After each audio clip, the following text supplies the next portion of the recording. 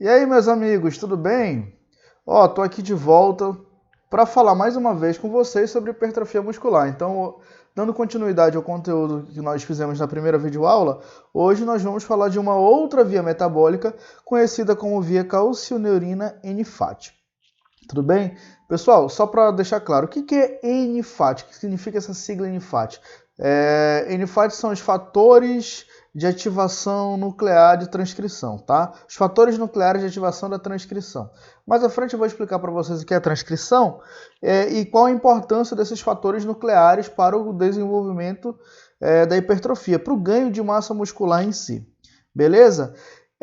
Então, só para relembrar o que a gente falou na nossa primeira videoaula, foi o seguinte: a gente acabou abordando este conteúdo aqui referente à via metabólica da cadeira mTOR.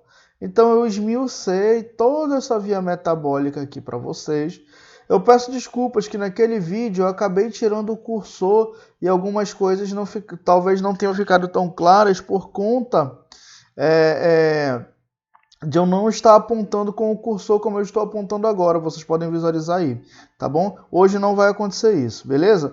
Mas, se você ficou com alguma dúvida referente à videoaula anterior, o que você pode fazer? Você pode me procurar por e-mail, você pode me procurar no Instagram, você pode me procurar pelo Facebook, ou até mesmo mandar mensagem no WhatsApp de onde você estiver, tudo bem?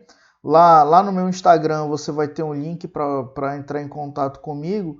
E aí você pode falar comigo por onde você quiser, que eu esclareço qualquer dúvida que possa ter ficado, tá bom? Ou então deixe seu comentário aqui embaixo, aqui nos comentários mesmo do YouTube, que eu respondo para você, tá? E aí eu tirei de onde esse material? Qual foi a referência, pessoal? Eu falei para vocês que eu peguei a referência deste artigo aqui, Determinantes moleculares da hipertrofia do músculo esquelético, mediados pelo treinamento físico, tá? Então eu estudo sobre vias de sinalização. E por que eu comecei falando sobre vias de sinalização? Porque é um conteúdo que na faculdade, o acadêmico, ele não tem tanto contato assim. A maioria dos colegas personais, dos colegas profissionais de educação física que vão estudar esse conteúdo aqui, estudam nos cursos de extensão, nos cursos de pós-graduação, mas na graduação em si, o conteúdo de fisiologia, ele é um pouco menos detalhista, ele é um pouco menos aprofundado, tá? Até por conta da carga horária das disciplinas. E eu já antecipo para vocês, tá? Após eu finalizar o conteúdo de hipertrofia, tá? Eu vou começar a destrinchar os capítulos dos livros de fisiologia. Então, normalmente a gente estuda ali na faculdade, a fisiologia começa pelo estudo do sistema nervoso, depois vai para o controle muscular do movimento, entra no conteúdo de bioenergética, metabolismo, sistema endócrino e fisiologia, embasamento fisiológico para prescrição e avaliação do desempenho, certo? O que eu vou fazer? Todos esses conteúdos estão nos livros, só que os conteúdos dos livros são extremamente densos. Eu vou compactar esses conteúdos em videoaulas e oferecer para vocês gratuitamente aqui no YouTube, tá? Só para a gente colaborar, contribuir um pouco mais com a nossa classe, né? Com a nossa profissão, com a educação física. Então aguardem aí que após o conteúdo de fisiologia, eu vou ficar destrinchando ali os capítulos dos livros. Então eu vou colocar assim, por exemplo, uma cardo, tá? O capítulo X, o capítulo, capítulo 5 do Macardo, 8, fala sobre controle muscular do movimento. Então eu vou explicar tudo que está ali naquele capítulo para você, beleza?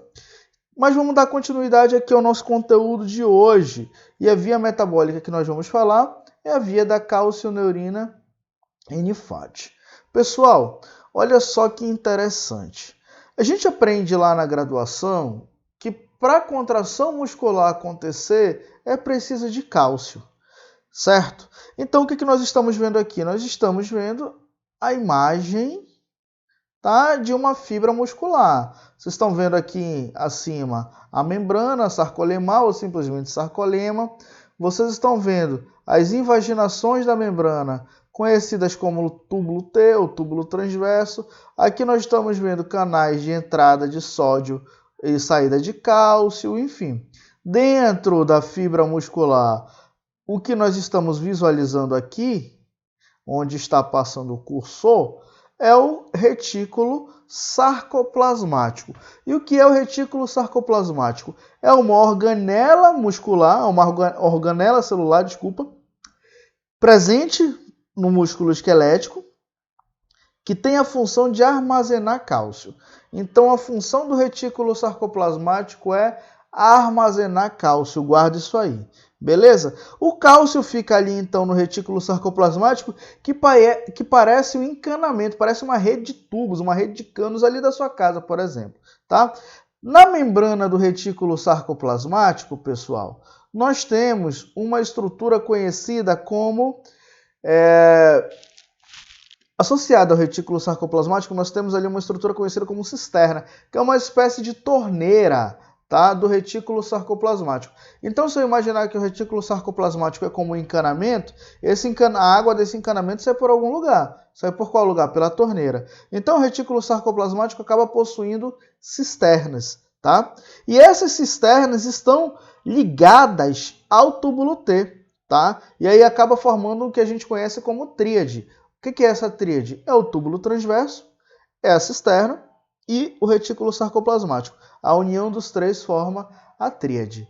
Tudo bem? Por que eu estou explicando tudo isso, pessoal? Que é o seguinte, para a contração muscular acontecer, nós precisamos de uma coisa que todo mundo já deve lembrar. Se você ainda é acadêmico do primeiro, segundo período de educação física, talvez você não tenha estudado isso. Mas agora você vai começar a entender. Para o teu músculo contrair, meu amigo, você precisa de estímulo nervoso. Como assim?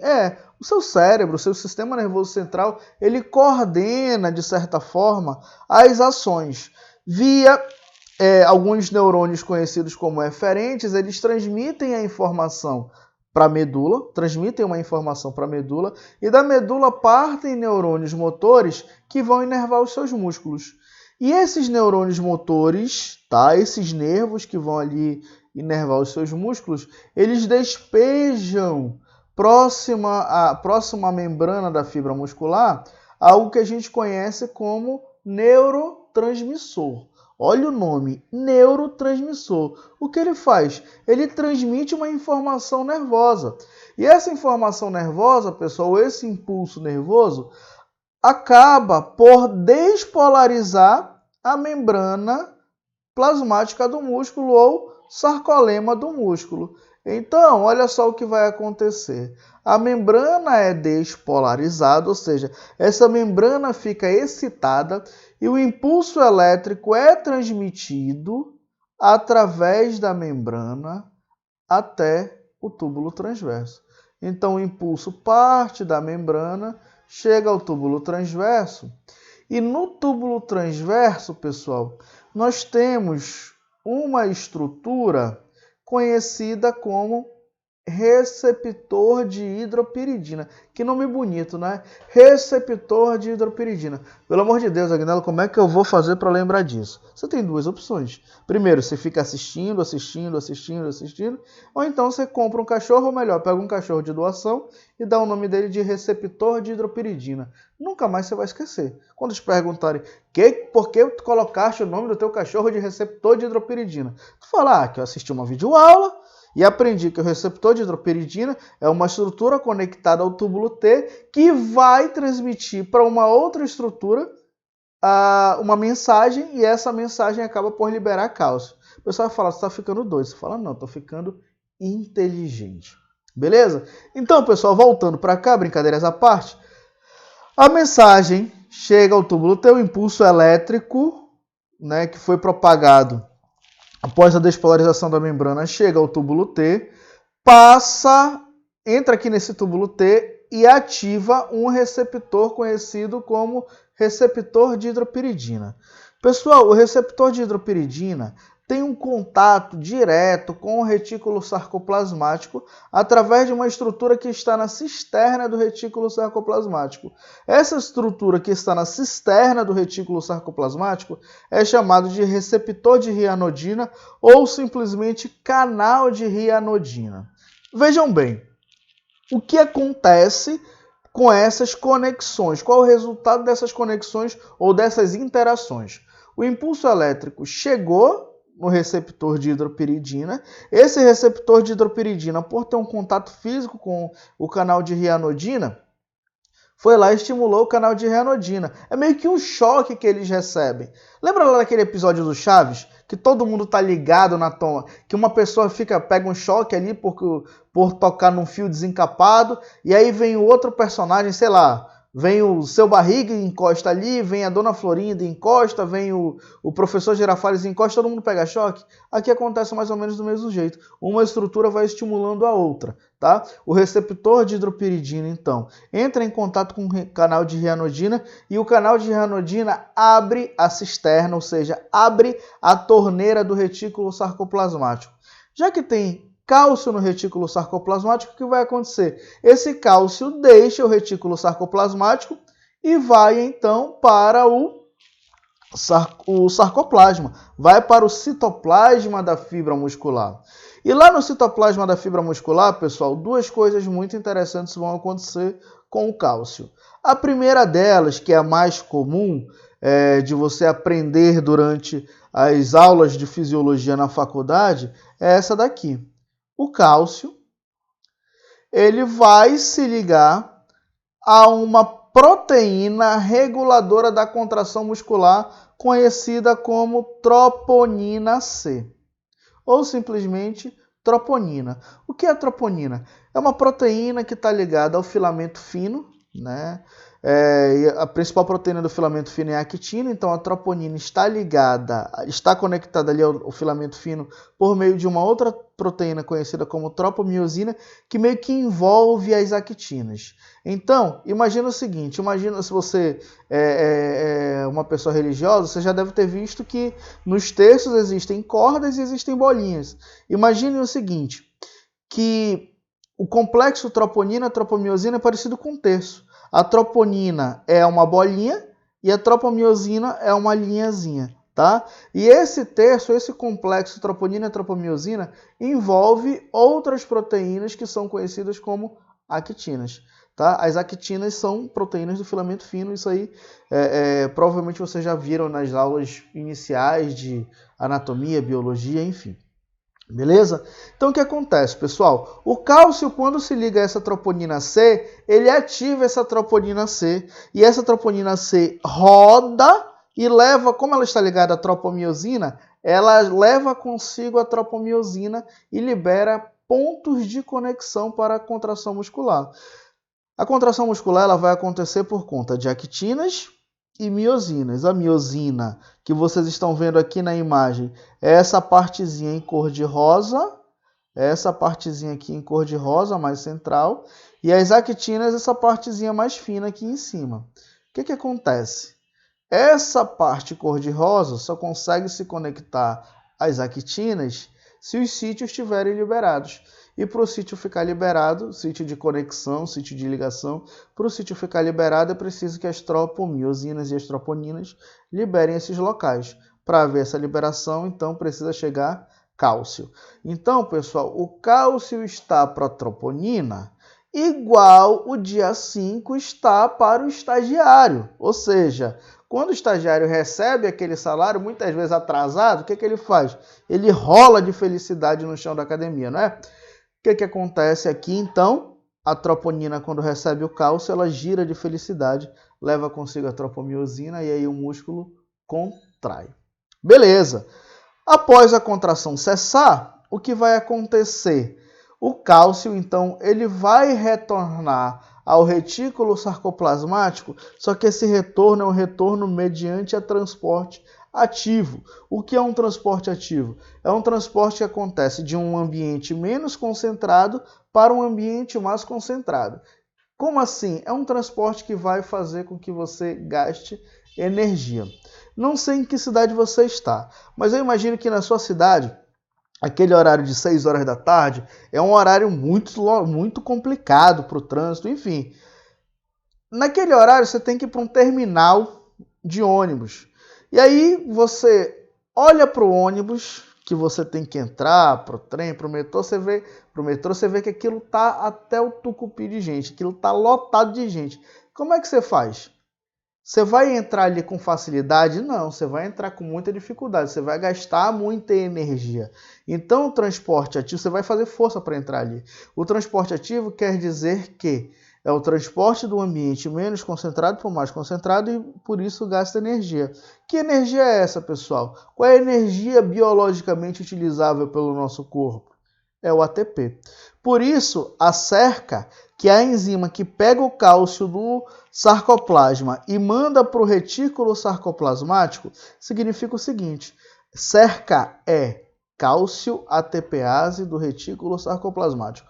Olha o nome dessa desgraçada. Cálcio ATPase do retículo sarcoplasmático. O que ela vai fazer?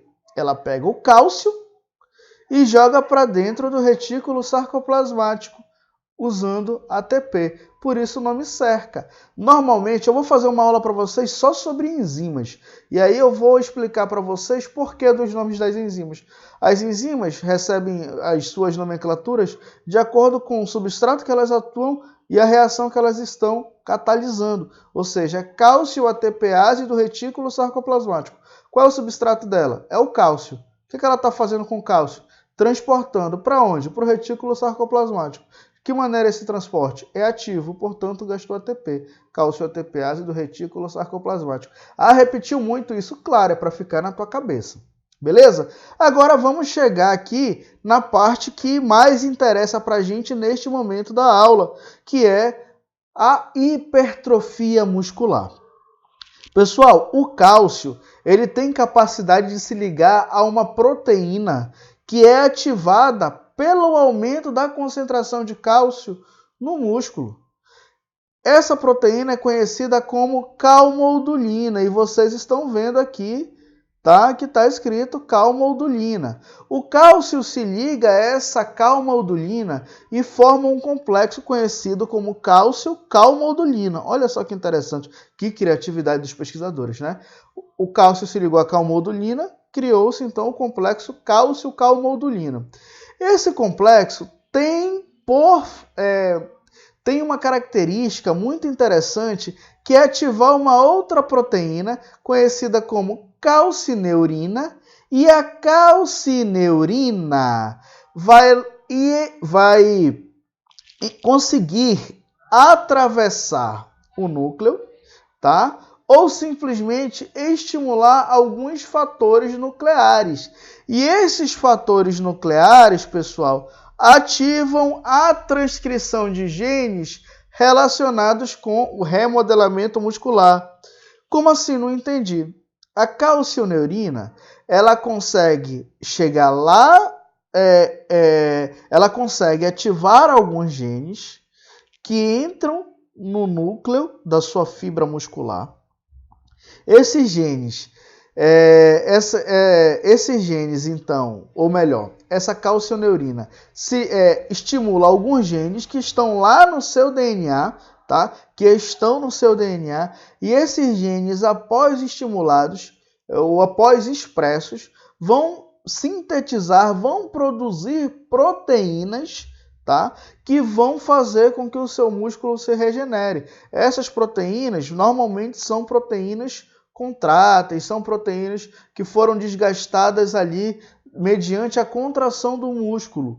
Ou seja, você desgasta o seu músculo durante o treinamento, essa via metabólica, então, ativa genes que vão produzir outras proteínas ou produzir mais proteínas para o seu músculo para que ele se desenvolva, tá? Isso, pessoal, a gente vai conhecer como hipertrofia muscular. Essa via metabólica, portanto, vai contribuir para o aumento da massa muscular por simplesmente ativar os genes. E esses genes vão ser expressos para a produção de proteína. Lembra o que a gente viu na videoaula 1? O que acontece? Ali naquela primeira aula, eu mostrei para vocês a tradução. Aquele processo todo falava de fatores de iniciação da tradução, certo? A mTOR ali, ela estimula fatores de iniciação da tradução. Isso aqui está acontecendo antes daquilo, ou seja, os genes precisam primeiro ser expressos para depois produzir-se RNA mensageiro e esse RNA mensageiro ir lá para o ribossomo e ser traduzido em proteína.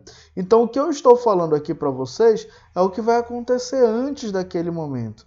Quando você faz um treinamento de força, então, o cálcio ele acaba por estimular a hipertrofia muscular por se ligar com a calmodulina e estimular a calcineurina e essa estimular os genes que vão ser importantes para a síntese de proteínas. Pessoal, este é um conteúdo que aparentemente é complexo, mas se você parar para analisar, ele é bem simples. Por quê? Porque você viu que para a contração muscular acontecer precisa de um estímulo nervoso. Esse estímulo nervoso quando o neurônio motor libera o seu neurotransmissor, despolariza a membrana, excita essa membrana, uma mensagem chega ao túbulo T. No túbulo T tem o receptor de hidropiridina, que conecta-se ou que liga-se ao canal ou receptor de rianodina e libera o cálcio. O cálcio, ele então vai se ligar à calmodulina, que ativa a calcioneurina e estimula então a transcrição de genes relacionados com a regeneração tecidual, com a regeneração do músculo esquelético. Pessoal, se você gostou desse vídeo, o que eu peço para você? Que você dê um joinha, que você curta o vídeo, que você compartilhe, que você divulgue, propague essas informações para mais pessoas terem acesso a esse tipo de conteúdo. Só assim a gente consegue fazer com que nossa profissão fique valorizada. E a nossa profissão ficando valorizada, todo mundo tende a ganhar. Beleza? Um grande abraço para vocês e aguardem as próximas videoaulas.